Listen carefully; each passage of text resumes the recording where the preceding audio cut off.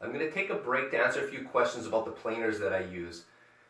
I have a ton of different planers and they all have a specific purpose, and these things are really valuable to me because I can't replace them. They're the tools that I make my living with. They're the tools that I know. They're the tools that help me create my magic. So basically I can't do without these. I have all different variations of the skill planer. So like on this side I have the skill 676s, which are the oldest versions of them. And these are like made in the 50s. So they're really worn, they're really soft feeling. They cut soft, clean, smooth lines. So I use these on classic long boards or any kind of board that needs a really soft curve to it. Just the age of these, they work a little slower, the tempo's better for those style of boards. It really helps me create a better board in that style. Then I have the Skill 190 versions, which are the later versions. They're probably late 60s, 70s, early 70s when they were built. And those are a little crisper.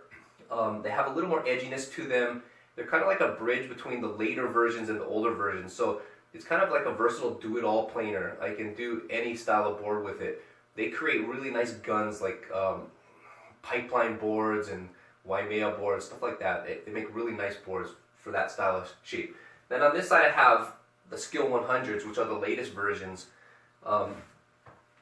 These they stopped making in the 80s. And when you grab one, they're really tight. They're crisp. They have sharp edges. They're not really worn. So they make abrupt changes in curve when you're shaping it. They make a really edgy board, and which is well suited for short boards, real high performance style boards. So I use these on short boards, and these are a lot more common. So I'm not so attached to these as I am on the older ones that you can't replace.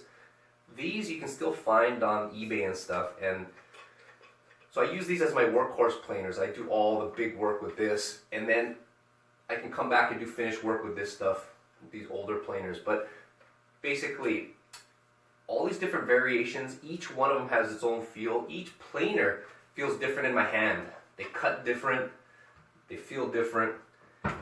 I actually prefer the oldest ones I can get because they're so soft. They're so loose and smooth. They're easy to adjust, they're easy to cut. They don't have any kind of an edge because they're so worn. And if I had a choice, I would buy a planer from one of the old-time shapers that have shaped tens of thousands of boards on one of these, because that thing will actually cut the cleanest lines with the least amount of effort. So these things really are that priceless. You can't replace the older ones. It's almost impossible, especially a well-used one. You know, like the newer Hitachis and the Bosches, you can buy those anytime you want. So they don't have the same feel for me. I don't have the same connection to my work using the newer ones.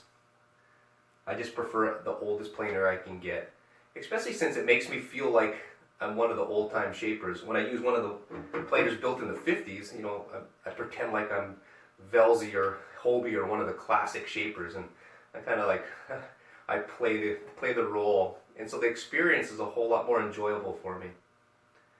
I hope that explains a little bit more about my obsession with planers.